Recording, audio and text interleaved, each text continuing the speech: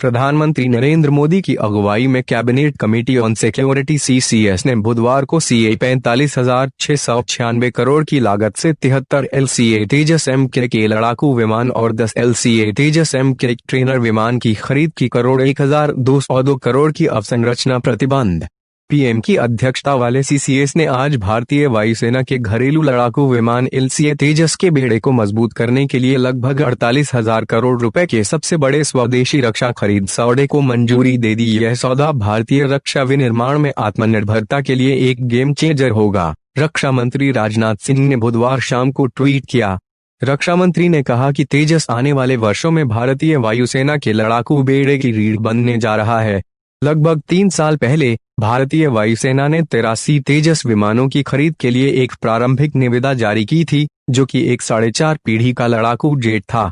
सिंह ने कहा, LCA तेजस में बड़ी संख्या में नई प्रौद्योगिकियां शामिल हैं, जिनमें से कई का भारत में कभी प्रयास नहीं किया गया था। MCA तेजस की स्वदेशी सामग्री 50% है, जिसे 60% तक बढ़ाया जाएगा। रक्षा मंत्री ने कहा कि विमान निर्माता हिंदुस्तान एरोनॉटिक्स लिमिटेड (HAL) पहले ही अपने नासिक और बेंगलुरु डिवीजनों में दूसरी पंक्ति की विनिर्माण सुविधाएं स्थापित कर चुकी है। उन्होंने कहा कि संवर्धित बुनियादी ढांचे से लैस HAL LCA MK के उत्पादन को भारतीय वायुसेना को समय पर वितरित करेगा। सिंह ने कहा कि तेजस कार्यक्रम भारतीय एरोस्पेस मैन्युफैक्चरिंग इकोसिस्टम को एक जीवंत, आत्मनिर्भर वन में बदलने के लिए उत्प्रेरक का काम करेगा। Light combat aircraft MK variant एक स्वदेशी रूप से डिजाइन, विकसित और निर्मित 4+ लड़ाकू विमान है। यह विमान सक्रिय इलेक्ट्रॉनिक रूप से स्कैन किए गए array, AESA, radar, beyond visual range (BVR), missile, electronic warfare (EW) suite और air to air refuelling (AR) की महत्वपूर्ण परिचालन क्षमताओं से लैस है, जो परिचालन आवश्यकताओं को पूरा करने के लिए एक शक्तिशाली प्लेटफॉर्म होगा। भारतीय वायुसेना (IFK) रक्षा मंत्रालय ने एक बयान में कहा, यह पहला खरीदें भारतीय स्वदेशी रूप से डिजाइन, विकसित और निर्मित श्रेणी है, जिसमें 50% की स्वदेशी सामग्री के साथ लड़ाकू विमानों की खरीद की जाती है, जो क्रमिक रूप से 60% तक पहुंच जाएगी।